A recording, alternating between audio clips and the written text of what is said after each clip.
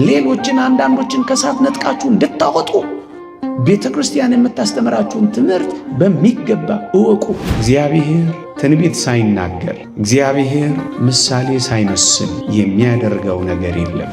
የእግዚአብሔር ስም ከፀሐይ መውጫ እስከ መጥለቂያዋ ድረስ ታላቅ የሆነው በሐዲስ ኪዳን ነው፣ በብሉይ ኪዳን ነው። ይሄ የሐዲስ ኪዳን ክህነት እንደ ጥንቱ ዘር የሚቆጠርበት አይደለም። ዘር የማይቆጠርበት ግብፃውያን እግዚአብሔርን ያወቁት ደግሞ የሚያመለኩት በሐዲስ ኪዳን ነው፣ በብሉይ ኪዳን ነው። ቤተ ክርስቲያን ባለችበት ሁሉ ለስሙ ዕጣን ይታጠናል። በቅዳሴ የእግዚአብሔር ስም ይከበራል። ቁርባን የሌለበት ምን ታረጋለህ? ለስሙ ዕጣን የማይታጠንበት ቦታ ምን ትሰራለህ? ጳጳስ የሌለበት ቄስ የሌለበት ምን ትሰራለህ? እውነተኛ የጌታ ሥጋና ደም ነው ተብሎ የሚታመንባት እውነተኛ ቤተ ክርስቲያንማ ኦርቶዶክሳዊት ቤተ ክርስቲያን ይሆናል።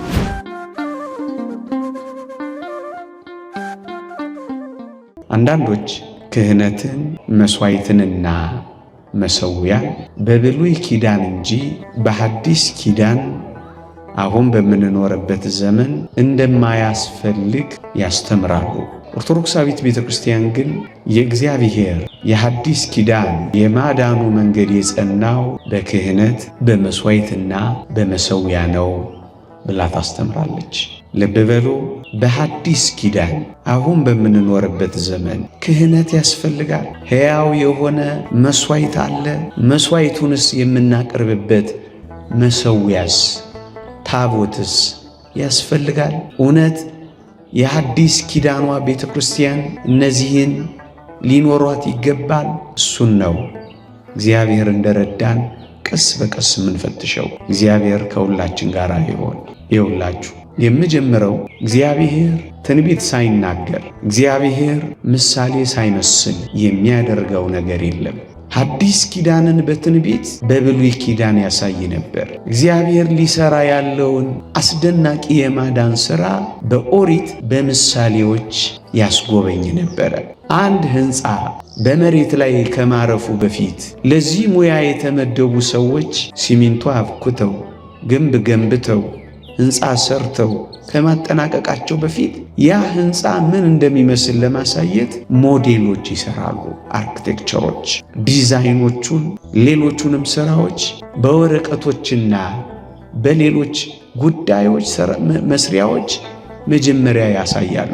እሱን ነው ከዛ በኋላ መሬት ላይ የሚያወርዱት። ልክ እንደዚሁ እግዚአብሔር በሐዲስ ኪዳን ሊሰራ ያለውን ነገር በብሉይ ኪዳን በኦሪት ልክ እንደዚሁ እያሳየ ነው ሐዲስ ኪዳን ላይ የደረሰው። ስለዚህ ክህነትም፣ ስለዚህ መሥዋዕትም፣ ስለዚህ መሠዊያም በትንቢት መነጽርነት ለሐዲስ ኪዳን እንደሚፈጸም ሲያሳየን ነበር እግዚአብሔር። ስለዚህ መጀመሪያ እግዚአብሔር በትንቢት ተናግሯል በሐዲስ ኪዳን ክህነት እንደሚኖር። እግዚአብሔር በትንቢት ተናግሯል በሐዲስ ኪዳን መሥዋዕት እንደሚኖር። እግዚአብሔር በትንቢት ተናግሯል መሠዊያ በሐዲስ ኪዳን እንደሚኖር። አዎ እሱን 1 2 3 ብዬ መጀመሪያ ቆጥሬ ላሳያችሁ። የመጀመሪያው ስለ ክህነት ላንብብላችሁ። ትንቢተ ኢሳይያስ ምዕራፍ 66 ከቁጥር 18 እስከ 19 እንዲህ ይላል። አሕዛብንና ልሳናትን ሁሉ የምሰበስብበት ጊዜ ይደርሳል፣ እነርሱም ይመጣሉ፣ ክብሬንም ያያሉ። ካህናትና ሌዋውያን እንዲሆኑ ከእነርሱ እወስዳለሁ ይላል እግዚአብሔር ተብሎ ተጽፏል። እስኪ ልጠይቃችሁ፣ እግዚአብሔር ሕዝብ ከሚባሉት ከእስራኤል ይልቅ አሕዛብ የተባሉ ቀድሞ ሲያመልኩት ያልነበሩትን አዲስ መጪዎችን የሰበሰበው በብሉይ ኪዳን ነው በሐዲስ ኪዳን ነው? ንገሩኝማ። መቼ ነው? በሐዲስ ኪዳን ነው። ኦርቶዶክሳውያን በብሉይ ኪዳንማ እግዚአብሔርን ያመልኩ የነበሩ አይሁዳውያን ናቸው። የአብርሃም ልጆች ናቸው። የይስሐቅ ልጆች ናቸው። የያዕቆብ ልጆች ናቸው። አንድ ወገን፣ አንድ ነገድ፣ አንድ ቋንቋ ብቻ ነበሩ። በሐዲስ ኪዳን ግን ታስታውሱ ከሆነ ብዙ ቋንቋዎችን ገልጦላቸው ከብዙ ቦታ የመጡ አሕዛብን ሰብስቧቸው በየገዛ ቋንቋቸው አናግሮላቸው ምስጢር ገልጦላቸው የተወደደ መድኃኒታችን ኢየሱስ ክርስቶስን እንዲያምኑ ያደረጋቸው በብሉይ ኪዳን አይደለም፣ በአዲስ ኪዳን ነው። በተለያየ ቋንቋ መሰበክ የጀመረው ከነገድም ከቋንቋም ከወገንም ዋጅተሃልና ክብር ይገባሃል የተባለው በኦሪት ሳይሆን በወንጌል ነው። በየገዛ ቋንቋችን ሲናገሩ እንሰማ የለም እንዴ ያሉት በበዓለ ሃምሳ በበዓለ ጰራቅሊጦስ በጴንጤቆስጤ ቀን በበዓለ ሰዊት በእሸት በዓል ቀን በሃምሳኛው ቀን ጌታችን ባረገ በአስረኛው ቀን ከሙታን ተለይቶ ከተነሳ በሃምሳኛው ቀን ያኔ ነው በየቋንቋችን እንሰማ የለም እንዴ ያሉት እኮ ያኔ ነው። እሱን ነው የሚለው አሕዛብንና ልሳናትን የምሰበስብበት ጊዜ ይደርሳል፣ እነርሱም ይመጣሉ ክብሬንም ያያሉ ይላል። ምእመናን ይሄ እኮ የተፈጸመው በብሉይ ኪዳን ሳይሆን በሐዲስ ኪዳን ነው። እቺን ያዙና የሚቀጥለውን ቃል አንብብላችሁ። እነርሱም ይመጣሉ ክብሬንም ያያሉ ካለ በኋላ ካህናትና ሌዋውያን እንዲሆኑ ከእነርሱ ወስዳለሁ አለ። መቼ? በሐዲስ ኪዳን ተባብለን የለም? በሐዲስ ኪዳን ከእነርሱ አለ። ከማን? ሌላ ቋንቋ ከሚናገሩት። ከማን? አሕዛብ ከሆኑት። ከማን? ሩቅ ካሉት ወገኖቼ፣ ከይሁዳ ነገድ ካልሆኑት፣ ከአሮን ወገን ካልሆኑት ካህናትንና ሌዋውያንን እወስዳለሁ። መቼ? አሕዛብንና ልሳናትን የምሰበስብበት ጊዜ። እሱ መቼ ነው? በሐዲስ ኪዳን ነው። እዩ፣ ካህናትን ከነሱ ወስዳለሁ አለ። መቼ? በሐዲስ ኪዳን ነው። አያችሁ፣ እግዚአብሔር በትንቢት በሐዲስ ኪዳን ካህናትና ሌዋውያን አገልጋዮች እንደሚኖሩት ቀድሞ ትንቢት መናገሩን አስተውሉ። ይሄ ምን ማለት ነው? በሐዲስ ኪዳን እግዚአብሔር ካህናት አሉኝ እያለ ነው። ከየት? ከአሕዛብና ሌሎች ቋንቋዎች ከሚናገሩ ሕዝቦች አለ። አዎ የዕብራይስጥን ቋንቋ በሚናገሩት በአይሁድ ብቻ መካከል አይደለም።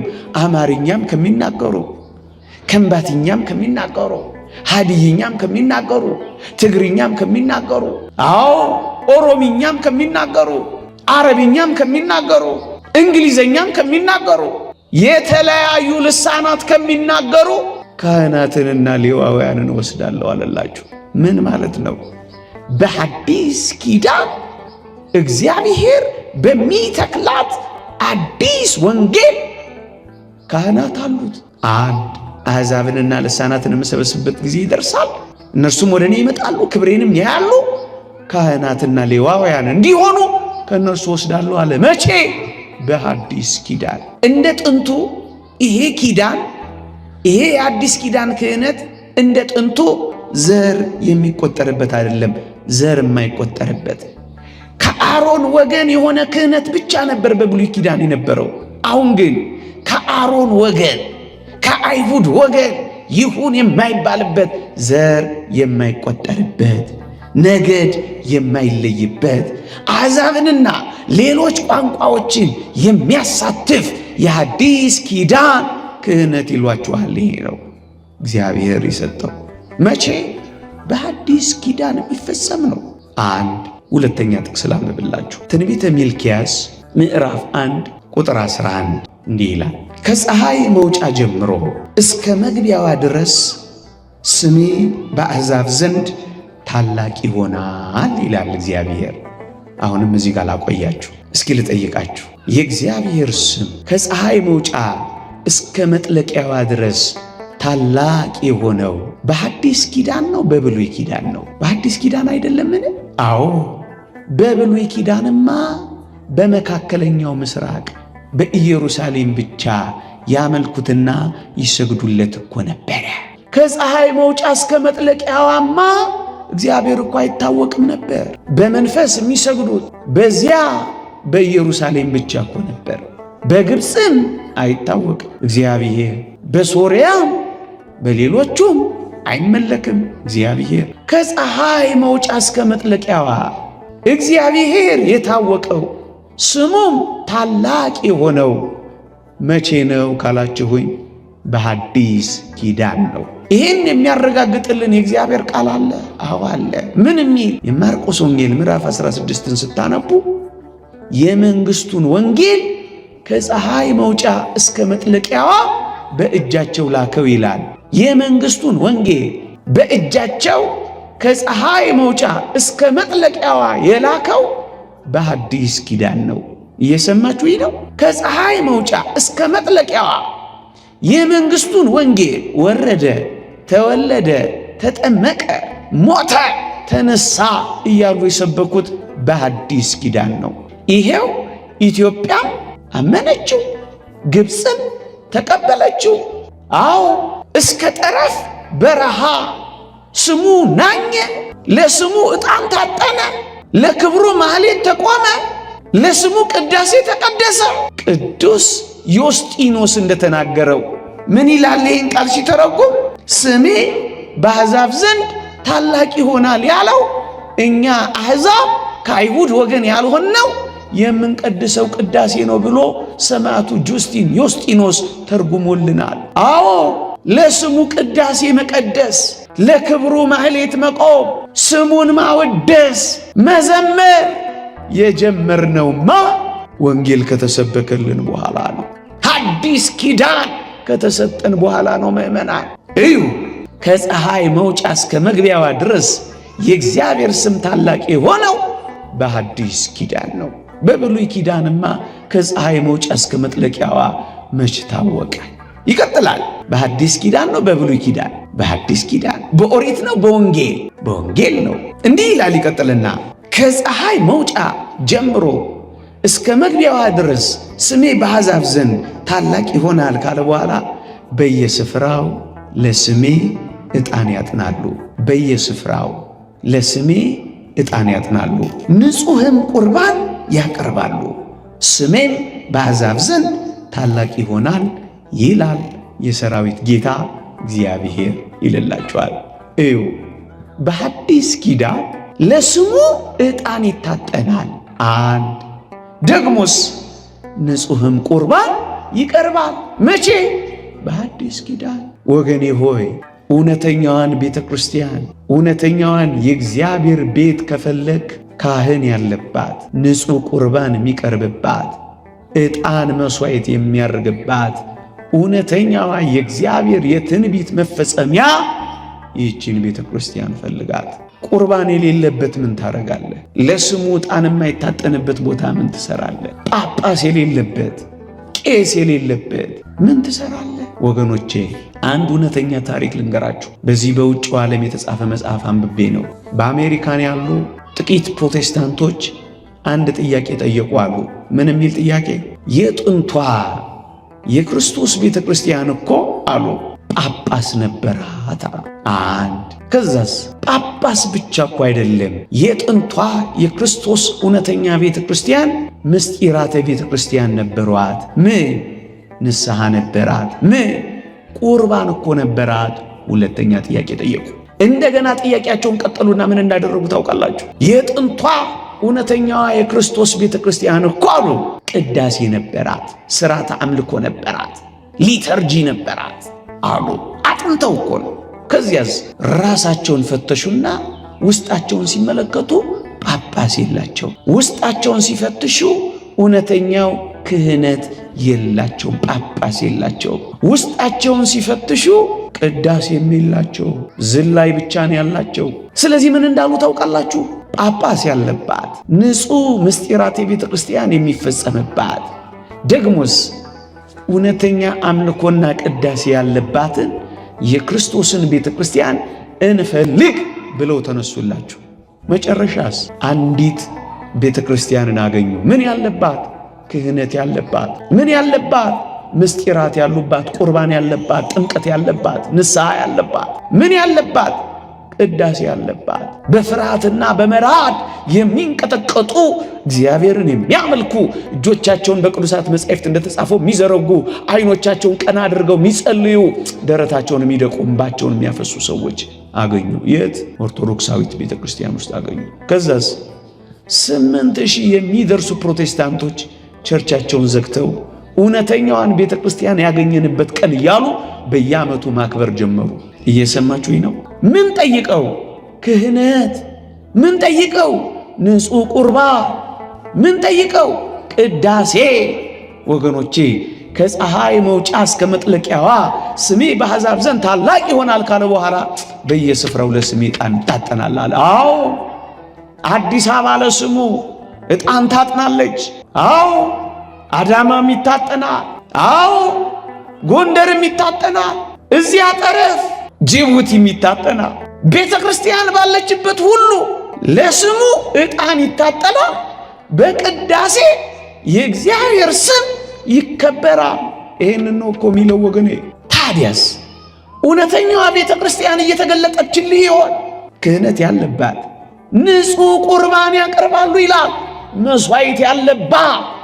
አንዳንድ ደፋሮች አሉ የክርስቶስ ሥጋና ደም መሥዋዕቱ ቁርባን አይባልም ብለው የካዱ ሰዎች በዚህ በማኅበራዊ ሚዲያ አይቼ አፍሬያለሁ። በእውነት መጽሐፍ ቅዱስ አያነቡም፣ የእግዚአብሔርንም ቃል አያውቁም፣ በድፍረት ይናገራሉ። ይኸው ስሙት። ንጹሕም ቁርባን ያቀርባሉ፣ ስሜ በአሕዛብ ዘንድ ታላቅ ይሆናል። መቼ? በአዲስ ኪዳን ነዋ። ሕዝብ የማንባል እኛ አሕዛብ በቅዳሴያችን፣ በማህሌታችን፣ በበዓላችን፣ በጉባኤያችን ስሙን ታላቅ የምናደርግ እኛንን እንጂ ሌላ ማን ነው? ዕጣን ያለበት፣ ክህነት ያለበት፣ ቁርባን ያለበት። ሁለት መጀመሪያ ክህነት አሳየዋችሁ፣ ከዚያ ቁርባኑን መሥዋዕቱን አሳየዋችሁ። አሁን አንድ ነጥብ ይቀረኛል። ምን ይቀረኛል? መሠዊያ አሳያችኋለሁ። ሃይማኖታችሁን በእውቀት ላይ፣ ማመናችሁን በመጽናት ላይ፣ ሌሎችን አንዳንዶችን ከሳት ነጥቃችሁ እንድታወጡ ቤተ ክርስቲያን የምታስተምራችሁን ትምህርት በሚገባ እወቁ። የምታውቁትን በእምነት ተቀበሉ። የሰሙት ቃል ከሰሚዎቹ ጋር በእምነት ስላልተዋሃደ አልጠቀማቸውም ይላል። በእምነት ካልተዋሃደ ደግሞ አይጠቅመንም። ከመጣችሁ ካልቀረ ስሙ፣ ከተቀመጣችሁ ካልቀረ አዳምጡ። ኦርቶዶክሳውያን ከሆናችሁ ካልቀረ የምታምኑትን ገልጣችሁ ደግሞ ተናገሩ።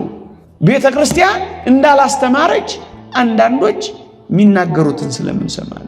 ሦስተኛ መሠዊያ።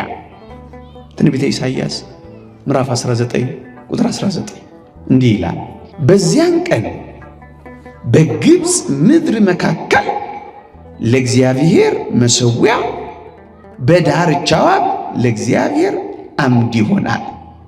ግብፃውያንም እግዚአብሔርን ያውቃሉ፣ በመሥዋዕትና በቁርባን ያመልካሉ ይላል። እስኪ ልጠይቃችሁ፣ ግብፃውያን እግዚአብሔርን ያወቁት ደግሞ የሚያመለኩት በሐዲስ ኪዳን ነው በብሉይ ኪዳን ነው? በሐዲስ ኪዳን እኮ ነው። በብሉይ ኪዳንማ እግዚአብሔርን አላውቅም ሕዝቡንም አልለቅም የሚሉ ትዕቢተኞች እነ ፈርዖን የሞሉበት ነበረ። በብሉይ ኪዳንማ በጣዖት አምልኮ የተመላች ጣዖትን የምታውቅ ነበረች። በቅዱስ ማርቆስ ስብከት ያመነች በግብፅ ምድር መካከል ለእግዚአብሔር መሠዊያ የተሰራው በብሉይ ኪዳን ሳይሆን መቼ ነው? ግብፅ ካመነች በኋላ። መቼ? በሐዲስ ኪዳን ነው። በብሉይ ኪዳንማ መቼ አመነች? ምን ይላል? በዚያን ቀን በግብፅ ምድር መካከል ለእግዚአብሔር መሠዊያ በዳርቻዋ ለእግዚአብሔር አምድ ይሆናል ካለ በኋላ ግብፃውያንም እግዚአብሔርን ያውቃሉ፣ በመሥዋዕትና በቁርባን ያመልካሉ ይላል። በሞቴ ሦስት ነገር። አንደኛው ለእግዚአብሔር መሠዊያ ምን የሚደረግበት? መሥዋዕቱ የሚሰዋበት። ወገኖቼ በእግዚአብሔር መቅደስ ውስጥ ሲከብር የምታዩት ታቦት የእግዚአብሔር ማደሪያ በመሆኑ ታቦት ይባላል። ቅዱስ ሥጋውና ክቡር ደሙ ስለሚሰዋበት መሠዊያ ይባላል። አልፋ ወኦ የመጀመሪያም የመጨረሻ ፊተኛና ኋለኛ ስሙ ስለተጻፈበት ጽላት ይባላል። አያችሁ፣ በሐዲስ ኪዳን ለእግዚአብሔር መሥዋዕት የምናቀርብበት ሥጋውንና ደሙን የምንሰዋበት መሠዊያ መኖሩን የምታረጋግጡት በግብፅ ምድር መካከል ለእግዚአብሔር አምድ ይሆናል ካለ በኋላ ለእግዚአብሔር መሠዊያ ይሆናል ካለ በኋላ በዳርቻዋም ለእግዚአብሔር አምድ ይሆናል ይላል። አንድ መሰዊያ አለ። እየሰማችሁኝ ነው? መሰዊያ መቼ? ግብፅ እግዚአብሔርን ያወቀችው በመስዋዕትና በቁርባን ያመለከችው በኦሪት ነው አይሉንም? መቼ? በሐዲስ ኪዳን ነው። በሐዲስ ኪዳን ነው። ልብ በሉ። እግዚአብሔርን ያውቃሉ ካለ በኋላ በመስዋዕትና በቁርባን ያመልካሉ ይላል። አዎ በመስዋዕት የሚመለከው ኦርቶዶክስ ቤተክርስቲያን ውስጥ ብቻ ነው። በእውነተኛው መስዋዕት ምሳሌ ነው በማይባልበት፣ ሜሞሪያል ነው መታሰቢያ ነው በማይባልበት፣ እውነተኛ የጌታ ሥጋና ደም ነው ተብሎ የሚታመንባት እውነተኛ ቤተክርስቲያንማ ኦርቶዶክሳዊት ቤተክርስቲያን እኮ ናት። አንዳንድ ቦታ መታሰቢያ፣ አንዳንድ ቦታ ራት፣ አንዳንድ ቦታ መለኮት የተለየው ብለው ይናገራሉ። ውሸት ነው። ይሄንንም አሳያችኋለሁ እግዚአብሔር ዕድሜ ከሰጠ። 3 ነገር አሳየዋችሁ። ክህነት፣ መስዋዕት፣ መሰዊያ። 3ቱንም የምታገኙት በኢትዮጵያ ኦርቶዶክስ ተዋሕዶ ቤተክርስቲያን ውስጥ ነው። 4ኛ ለስሜ በየስፍራው ዕጣን ያጥናሉ የምታገኙት ኦርቶዶክስ ቤተክርስቲያን ነው። ስሜ በአሕዛብ ዘንድ ታላቅ ይሆናል። ቅዳሴ የምታገኙት በኦርቶዶክስ ቤተክርስቲያን ነው።